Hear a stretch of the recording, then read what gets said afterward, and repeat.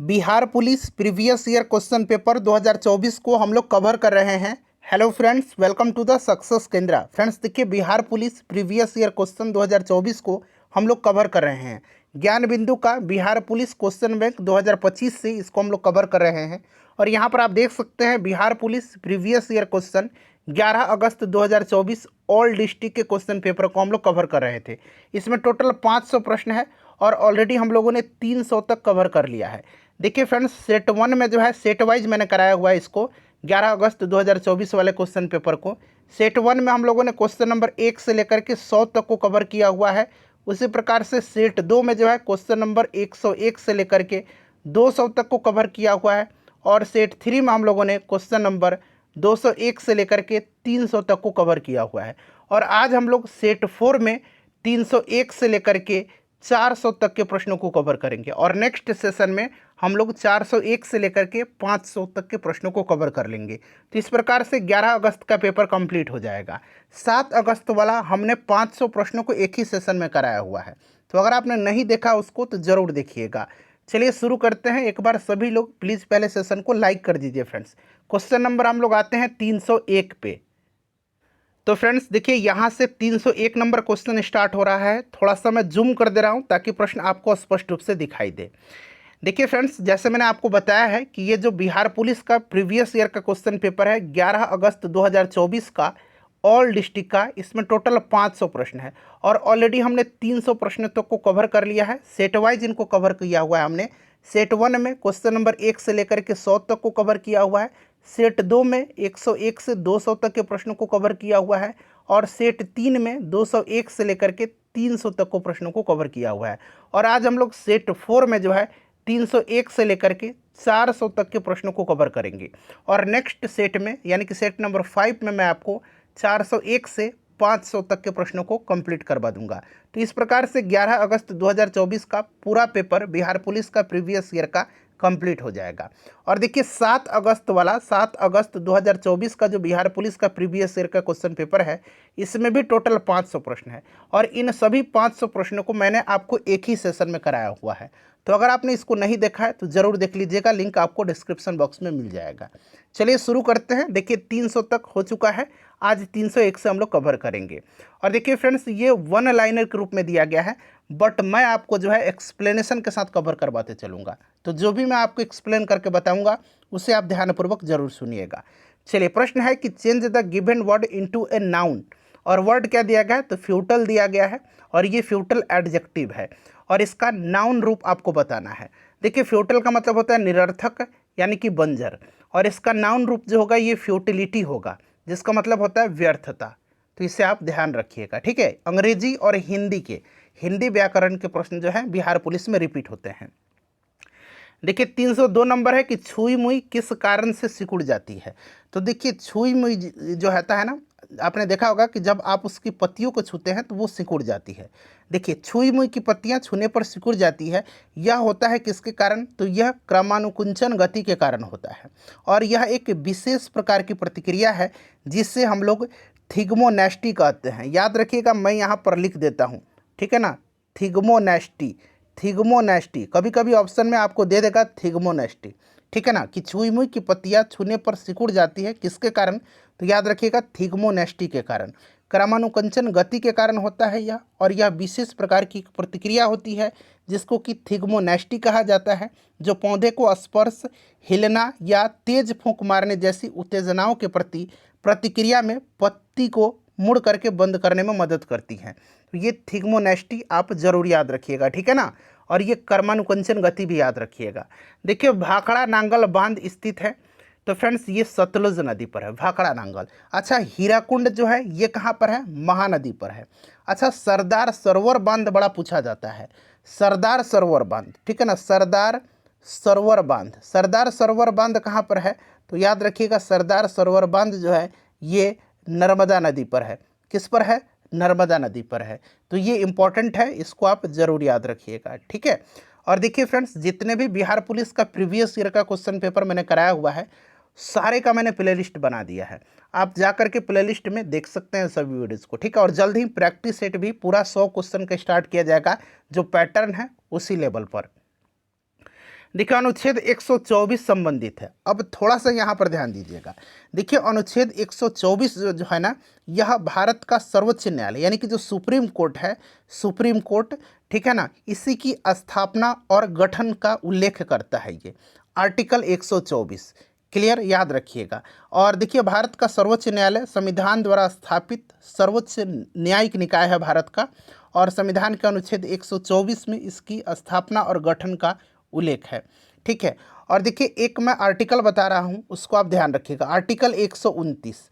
और देखिए आर्टिकल 129 में क्या कहा गया है, इसमें कहा गया है कि जो सर्वोच्च न्यायालय है यह एक अभिलेख न्यायालय है, अभिलेख न्यायालय। तो प्रश्न बनता है कि सर्वोच्च न्यायालय को अभिलेख न्यायालय कहा गया है, तो अनुच्छेद 129 में ध्यान रखिएगा। और अभिलेख न्यायालय अंग्रेजी में इसको हम लोग बोलेंगे कोर्ट ऑफ रिकॉर्ड, ठीक है ना, तो इसे भी आप ध्यान रखिएगा। चलिए उसके बाद देखिएगा एल्कीन का सामान्य सूत्र। एक तो आपका एल्केन होता है, ठीक है, जिसका फॉर्मूला होता है CnH2n+2 होता है, ठीक है ना। मीथेन जो होता है एल्केन ग्रुप का है, एल्कीन का होता है CnH2n, और एक एल्काइन होता है जिसका फॉर्मूला होता है CnH2n-2, ठीक है ना। तो इससे भी आप साथ साथ ध्यान रखिएगा, एल्केन, एल्कीन और एल्काइन, यहाँ मैं लिख देता हूँ एल्काइन, तो साथ साथ ये सब याद रखिएगा। चलिए 16वें वित्त आयोग के अध्यक्ष कौन हैं?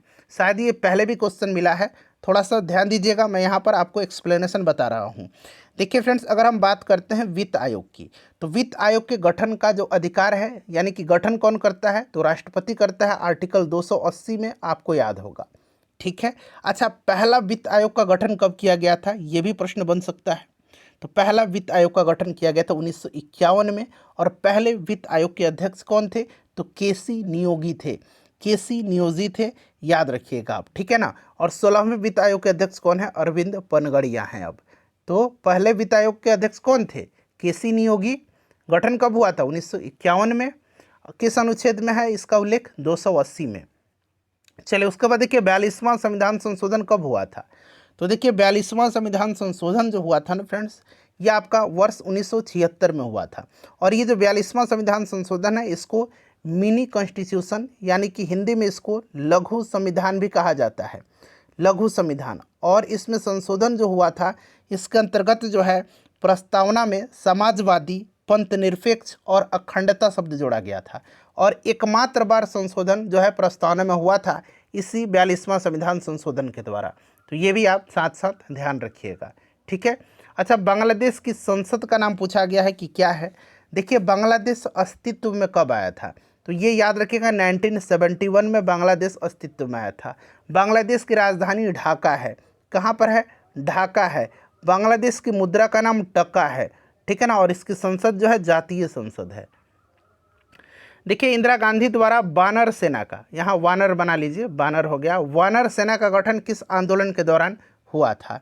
देखिए इंदिरा गांधी जी ने जो है वानर सेना का गठन किया था सविनय अवज्ञा आंदोलन के दौरान। सविनय अवज्ञा आंदोलन के दौरान जो है इन्होंने वानर सेना का गठन किया था, ठीक है, इसको आप ध्यान रखिएगा। और इन्होंने ही जो है सविनय अवज्ञा आंदोलन के दौरान बाल चरखा संघ का भी गठन किया था, बाल चरखा संघ। तो याद रखिएगा, पूछा जाए कि बाल चरखा संघ का गठन किसने किया था, तो इंदिरा गांधी जी ने किया था, ठीक है, इसको भी आप साथ साथ ध्यान रखिएगा।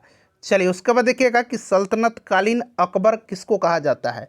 सल्तनत कालीन अकबर जो है ये किसको कहा जाता है, तो फ्रेंड्स ये जो कहा जाता है, ये कहा जाता है फिरोज शाह तुगलक को। फिरोज शाह तुगलक ने नहरों का जाल बिछाया हुआ था, और आपको याद होगा कि फिरोज शाह तुगलक ने ही कुतुब मीनार के 5वीं मंजिल का भी निर्माण करवाया था। तो इससे भी आप साथ साथ ध्यान रखिएगा। चलिए बांग्लादेश की मुद्रा, तो अभी मैंने बताया कि टका है, राजधानी इसकी ढाका है, ठीक है।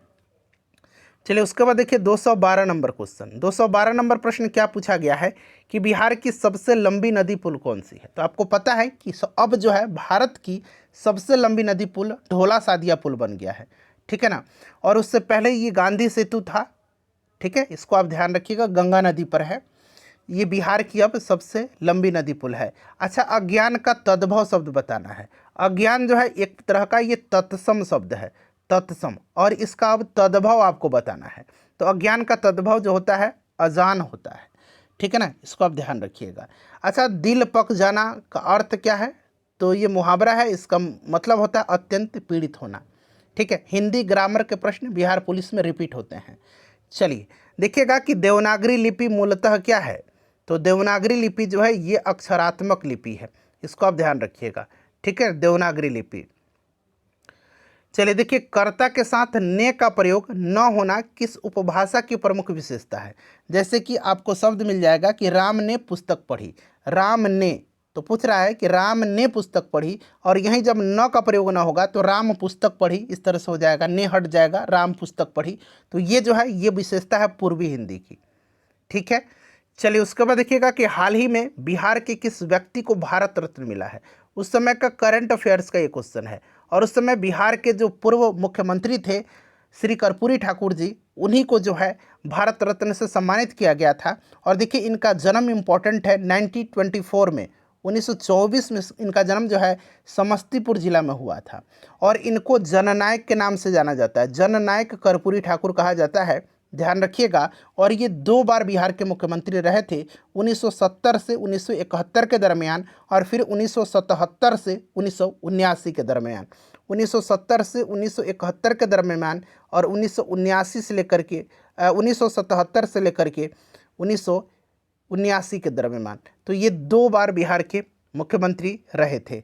ठीक है, और ये 1 बार उप मुख्यमंत्री भी रहे थे बिहार के शिक्षा मंत्री के तौर पर भी इन्होंने अपना योगदान दिया है।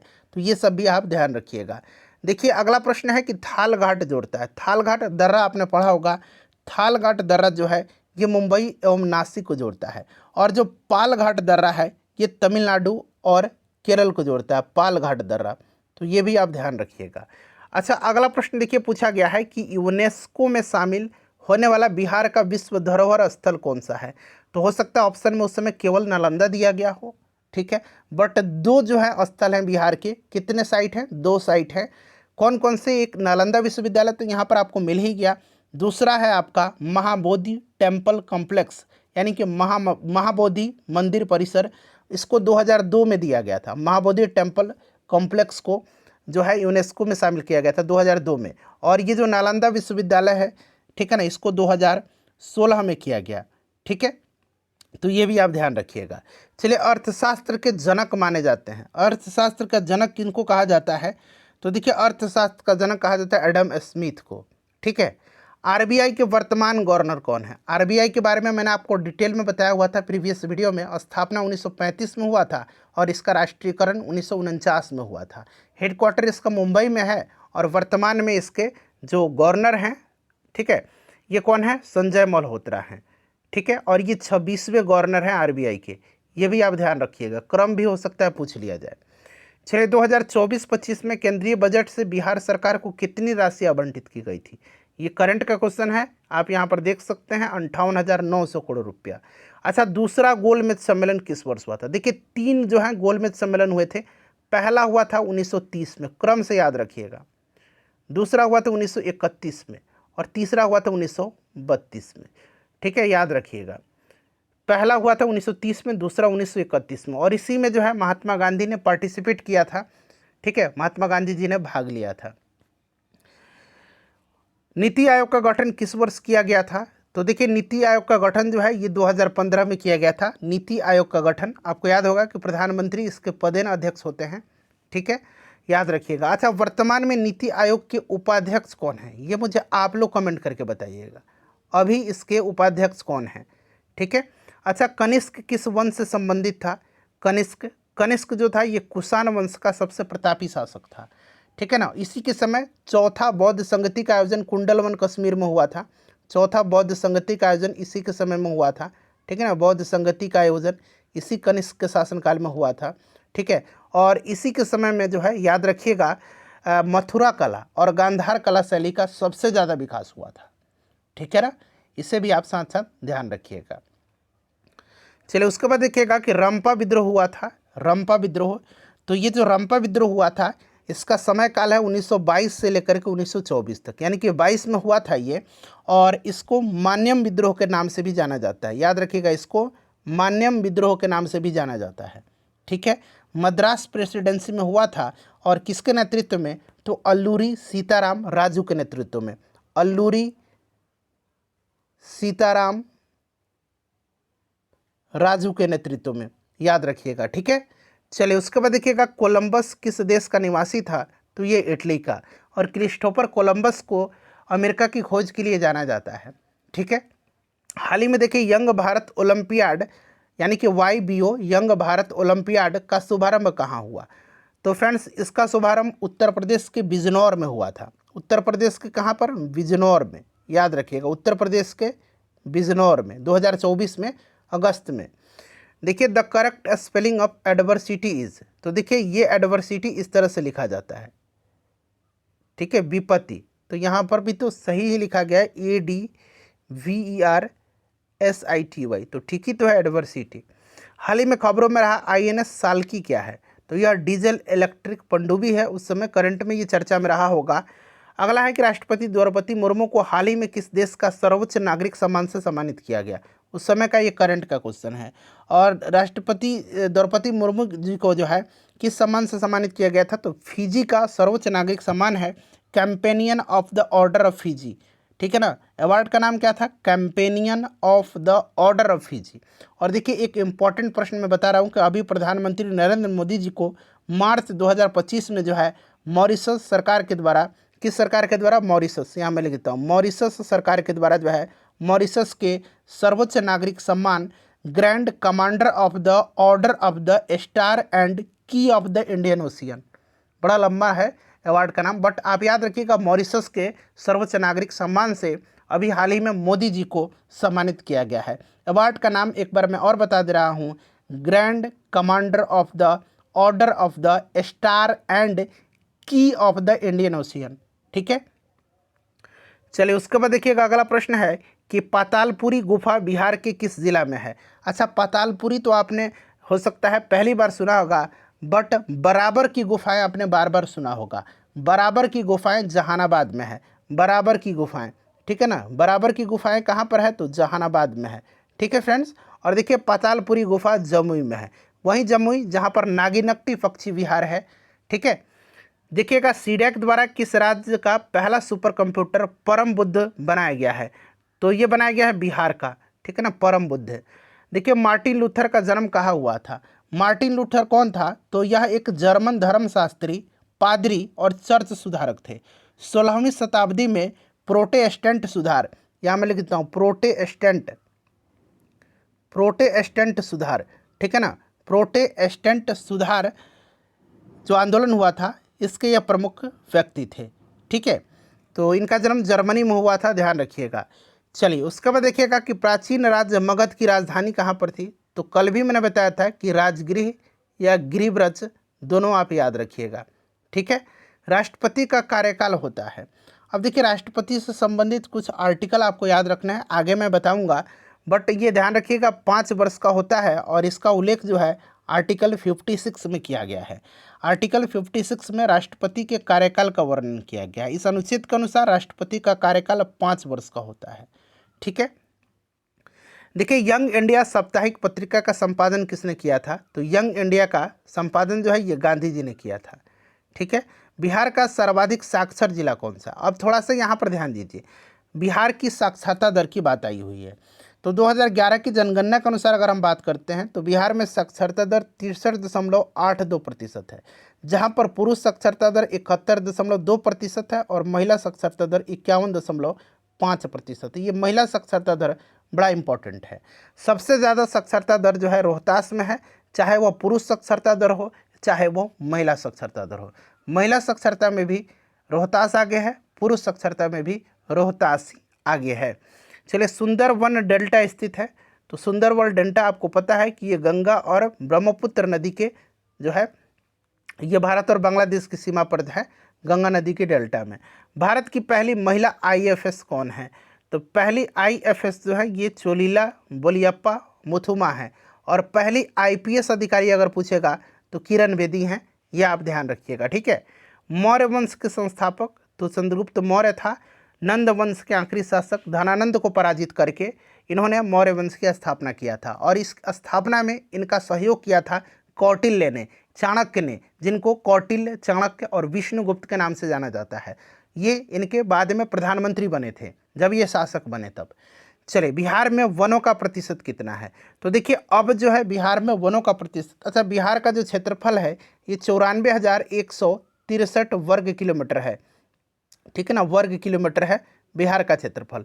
और इसमें वनों का प्रतिशत जो नया फॉरेस्ट रिपोर्ट है 2023 वाला, उसके अनुसार बात करें तो देखिए यहाँ पर जो है 7,532.45 किलोमीटर स्क्वायर में, यानी कि वर्ग किलोमीटर में वन है, जो कि लगभग 8% हो चुका है अब, ठीक है ना। तो अब 8% आप ध्यान रखिएगा।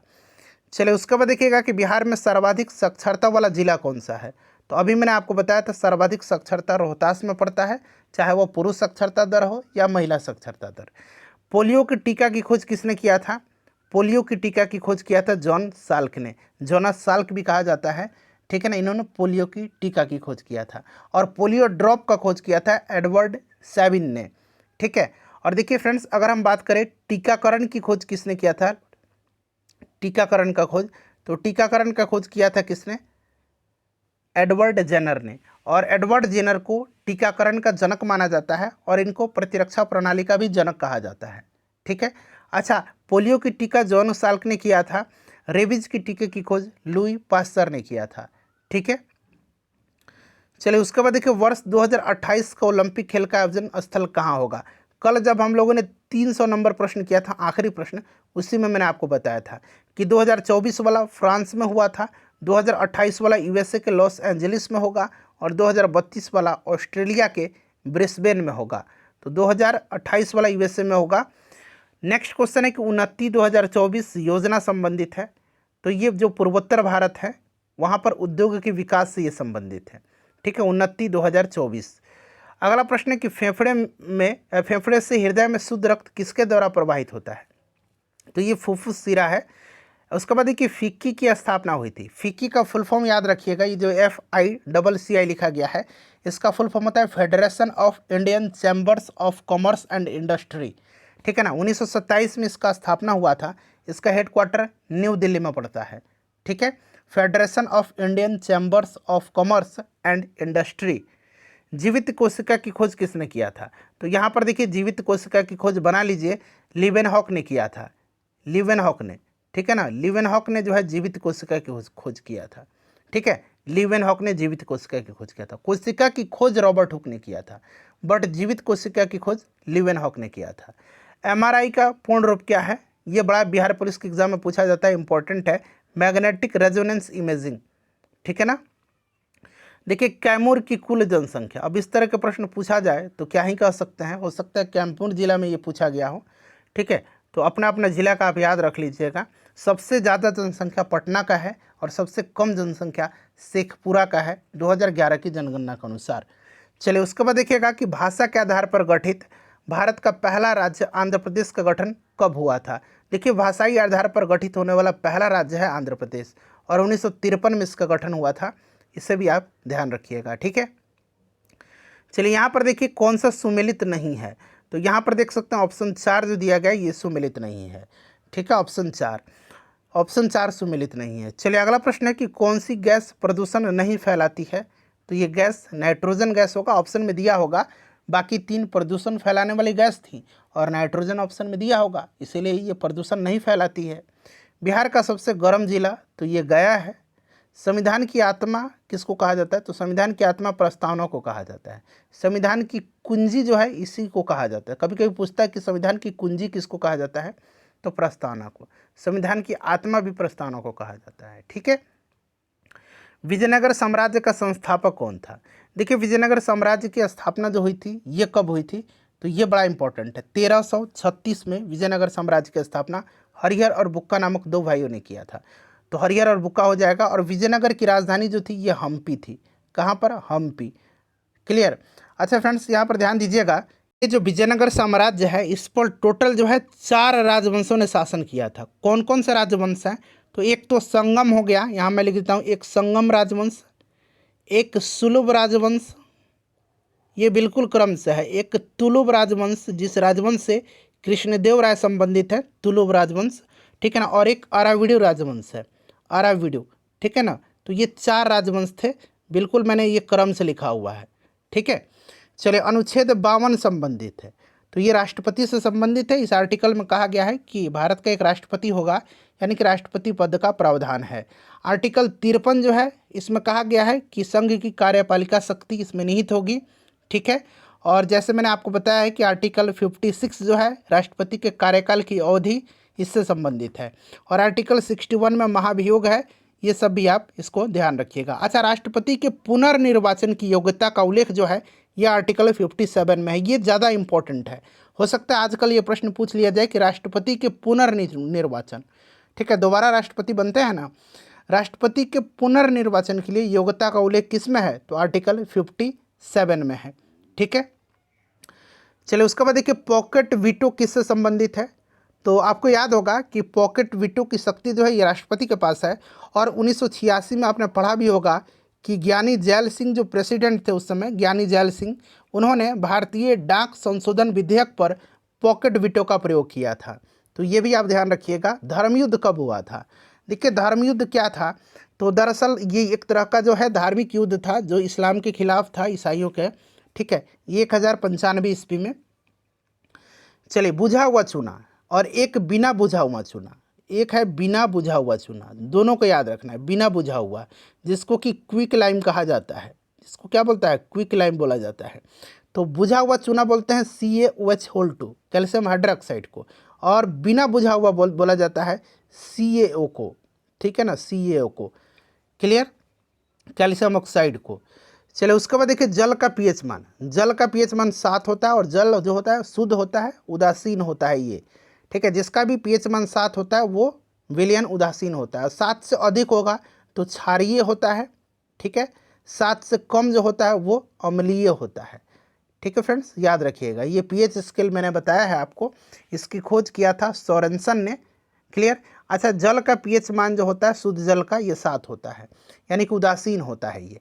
खाने वाला नमक भी पूछा जाता है, तो खाने वाला नमक भी जो होता है ना वो भी उदासीन होता है। तो खाने वाला नमक का भी पीएच मान 7 ही होता है, ये भी आप ध्यान रखिएगा। देखिए किशमिश को पानी में डालने पर क्या होता है? तो ये फूल जाता है। ये कौन सा प्रश्न है? नीति आयोग के अध्यक्ष कौन होते हैं? तो मैंने बताया था कि नीति आयोग के पदेन अध्यक्ष भारत के प्रधानमंत्री होते हैं। और आपसे नीति आयोग के उपाध्यक्ष का भी नाम हमने पूछा हुआ है, कमेंट करके जरूर बताइएगा। वर्तमान में कौन है नीति आयोग के उपाध्यक्ष? देखिए BCCI के वर्तमान अध्यक्ष, कल मैंने ICC का बताया हुआ था, ठीक है ना, जय शाह हैं।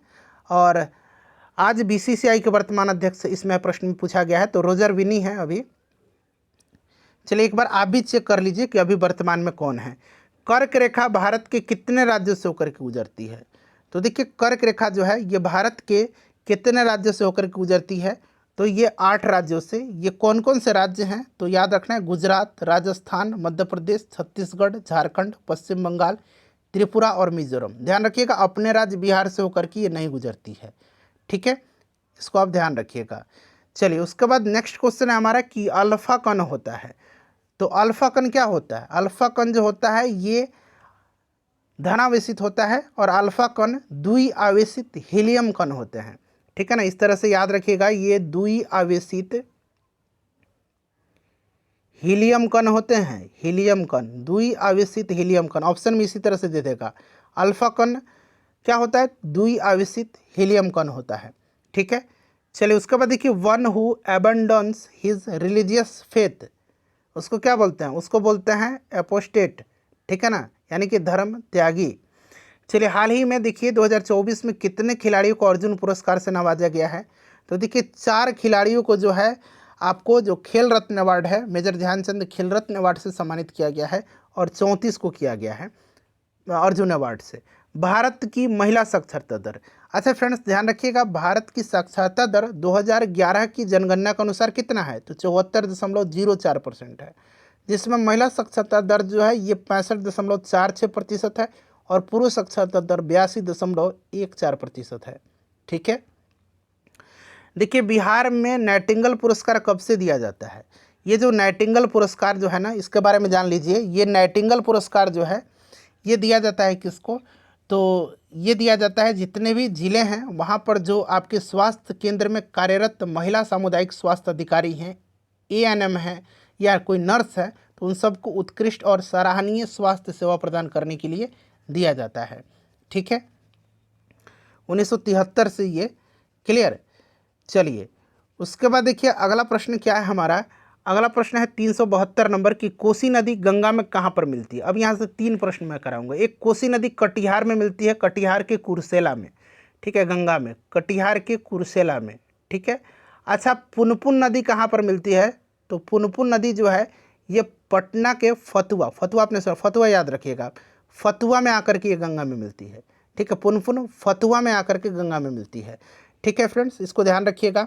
और घाघरा नदी जो है, घाघरा नदी ये गंगा में कहाँ पर मिलती है, तो छपरा के रेविलगंज में, रेविलगंज में मिलती है, तो आप रेविलगंज ही याद रखिएगा, ठीक है। ओम का सूत्र तो V=IR होता है। विजयनगर साम्राज्य के प्रथम शासक कौन थे, तो ये संगम वंश के शासक थे, हरिहर प्रथम, ठीक है, हरिहर प्रथम। चलिए, बिहार के किस जिले की जनसंख्या सर्वाधिक है, तो मैंने बताया कि सबसे ज़्यादा जनसंख्या पटना का है, सबसे कम जनसंख्या शेखपुरा का है 2011 की जनगणना के अनुसार। सबसे ज़्यादा जनघनत्व कहाँ पर है, पॉपुलेशन डेंसिटी, तो ये शिवहर का है। और सबसे कम कहाँ का है, तो कैमूर का है, ठीक है। चींटी के डंक में कौन सा अम्ल होता है, तो ये फॉर्मिक एसिड होता है, और इसको मेथेनोइक एसिड भी कहा जाता है। कभी कभी फॉर्मिक न दे करके मेथेनोइक अम्ल दे देगा, मेथेनोइक अम्ल, तो दोनों याद रखिएगा, फॉर्मिक और मेथेनोइक दोनों, ठीक है। बिहार का सर्वाधिक दशकीय वृद्धि वाला जिला कौन सा है, तो फ्रेंड्स ये मधेपुरा है। सबसे ज़्यादा दशकीय जनसंख्या वृद्धि, यानी कि 2001 से लेकर के 2011 के दरमियान, इसी को दशकीय बोलते हैं। थियोसॉफिकल सोसाइटी की स्थापना किसने किया था, तो मैडम ब्लावत्स्की और कर्नल अलकाट ने किया था, कर्नल अलकाट, तो याद रखिएगा थियोसॉफिकल सोसाइटी की स्थापना मैडम ब्लावत्स्की और कर्नल अलकाट ने किया था। अच्छा, सिंधु नदी की प्रमुख सहायक नदी कौन सी है, तो याद रखिएगा झेलम, चिनाब, रावी, ब्यास, सतलज। और अभी देखिए सिंधु नदी जल समझौता बड़ा चर्चा में है, तो देखिए फ्रेंड्स सिंधु नदी जल समझौता हुआ था 1960 में, याद रखिएगा, ठीक है फ्रेंड्स, बड़ा इंपॉर्टेंट है, इसको आप ध्यान रखिएगा। अच्छा, और भी समझौता है, जैसे कि भारत पाकिस्तान के बीच एक ताशकंद समझौता हुआ था, ये भी पूछा जाता है, ताशकंद समझौता हुआ था 1966 में, ठीक है। और एक आपका शिमला समझौता हुआ था भारत पाकिस्तान के बीच में 1972 में, ठीक है। चलिए, बिहार में देखिए कांग्रेस का दूसरा अधिवेशन कब हुआ था। अच्छा, पहला अधिवेशन 1912 में बांकीपुर में हुआ था, जिसकी अध्यक्षता RN माधोलकर ने किया था। और दूसरा अधिवेशन बिहार में हुआ था 1922 में गया में, इसके अध्यक्षता CR दास ने, यानी कि चित्तरंजन दास ने किया था। चित्तरंजन दास को देशबंधु के नाम से जाना जाता है, देशबंधु चित्तरंजन दास, ठीक है। चलिए, ब्रह्मपुत्र नदी को बांग्लादेश में किस नाम से जाना जाता है, कई बार ये प्रश्न पूछा गया है, पद्मा के नाम से, याद रखिएगा आप, ठीक है। अर्थशास्त्र के जनक कौन थे, तो अभी पूछा भी गया था, एडम स्मिथ है। देखिए, सोडियम का परमाणु संख्या, सोडियम का कितना होता है, ये इसका प्रतीक चिन्ह है, और इसका 11 होता है, ठीक है। और ये परमाणु संख्या है, परमाणु द्रव्यमान या परमाणु भार पूछता तो 23। भारत पाक जल संधि को किस नाम से जाना जाता है, तो सिंधु जल समझौता, मैंने बताया है कि 1960 में ये हुआ था, याद रखिएगा आप, ठीक है। आजकल चर्चा में भी है, पूछा जा सकता है। चिराग शेट्टी किस खेल से संबंधित है, तो चिराग शेट्टी का संबंध बैडमिंटन से है, ठीक है। चलिए, दुर्गावती राष्ट्रीय उद्यान, अच्छा ये दुर्गावती राष्ट्रीय उद्यान है, और एक दुर्गावती जलाशय है जो कि बिहार में है, दुर्गावती जलाशय, दुर्गावती जलाशय परियोजना है ये एक तरह का, ठीक है ना, ये आपका कैमूर और रोहतास जिला में है, ठीक है ना। और देखिए, दुर्गावती राष्ट्रीय उद्यान मध्य प्रदेश में पड़ता है। मुमताज़ महल का वास्तविक नाम, तो मुमताज़ महल जिसकी याद में शाहजहां ने ताजमहल बनवाया था, और इसका नाम अर्जुमंद बानो बेगम था। कृष्णा सागर बांध किस राज्य में है, बताइए, तो ये कर्नाटक में है, ठीक है। आनंद मठ के लेखक कौन है, तो बंकिम चंद्र चटर्जी हैं आनंद मठ के लेखक, ठीक है फ्रेंड्स। अच्छा, इसरो अंतरिक्ष में कब तक स्टेशन बनाने की योजना बना रहा है, तो इसरो 2035 तक, ठीक है। मंडन मिश्र का जन्म कहाँ हुआ था, देखिए मंडन मिश्र का जन्म जो है कहाँ हुआ था, तो मंडन मिश्र का जन्म सहरसा जिला के महिषी गांव में हुआ था, और वे मूल रूप से एक मैथिल ब्राह्मण परिवार में जन्मे थे। और ये कौन थे मंडन मिश्र, तो यह एक महान मीमांसा विद्वान थे, जो अपने समय में दर्शन शास्त्र और ज्ञान के क्षेत्र में महत्वपूर्ण योगदान दिए थे, ठीक है। चलिए, यूनेस्को में हाल ही में शामिल शहर, तो अभी हाल ही में देखिए उस समय का करंट का क्वेश्चन है, कोझिकोड और ग्वालियर है। उसके बाद देखिए अगला प्रश्न पूछा गया है कि कौन सा देश बहुराष्ट्रीय हवाई अभ्यास तरंग शक्ति 2024 की मेज़बानी कर रहा है। तो ये भारत किया था। देश का दूसरा पक्षी संग्रहालय बिहार के किस जिला में जो है बनाया जाएगा। तो ये बिहार का पहला है जमुई में और देश का दूसरा है। उसके बाद देखिए बिहार के पर्यावरण वन एवं जलवायु परिवर्तन विभाग के सचिव कौन है जिन्होंने इंडोनेशिया में आयोजित प्रतिष्ठित जकार्ता फ्यूचर्स फोरम का नेतृत्व किया। तो ये वंदना प्रेयसी। आय का सिद्धांत किसने दिया था। तो J.M. किन्स ने। मूल कर्तव्य संविधान के किस भाग में है। तो देखिए वर्तमान में 11 मूल कर्तव्य हैं और संविधान के भाग 4 क में है, ठीक है ना, 4 क में अनुच्छेद 51 क के अंतर्गत अनुच्छेद पूछेगा तो 51 क के अंतर्गत इसको रखा गया है। ठीक है फ्रेंड्स, चलिए 42वां संविधान संशोधन के द्वारा इसको जोड़ा गया था सरदार स्वर्ण सिंह समिति की अनुशंसा पर। उस समय 10 थे मूल रूप से, बट अब वर्तमान में 11 हो गए हैं। अगला प्रश्न देखिए हर्ट्ज में क्या मापा जाता है। तो हर्ट्ज में मापा जाता है आवृत्ति को। हर्ट्ज में रेटिना पर बना प्रतिबिंब कैसा होता है। अच्छा, प्रतिबिंब कहाँ बनता है। तो आँख के रेटिना पर बनता है, इस चीज़ को ध्यान रखिएगा। और वास्तविक और उल्टा होता है। देखिए आखिरी क्वेश्चन है 400 प्रश्न और अगला जो पार्ट होगा 401 से हम लोग 500 तक के प्रश्नों को कवर करेंगे और इस प्रकार से 11/4/2024 का पूरा क्वेश्चन पेपर सभी जिलों का कंप्लीट हो जाएगा। INS कृपाण भारत के किस देश को उपहार के तौर पर दिया था भारत ने। तो ये दिया था वियतनाम को। ठीक है फ्रेंड्स, सेशन को लाइक कर दीजिए और इसको शेयर कर दीजिए।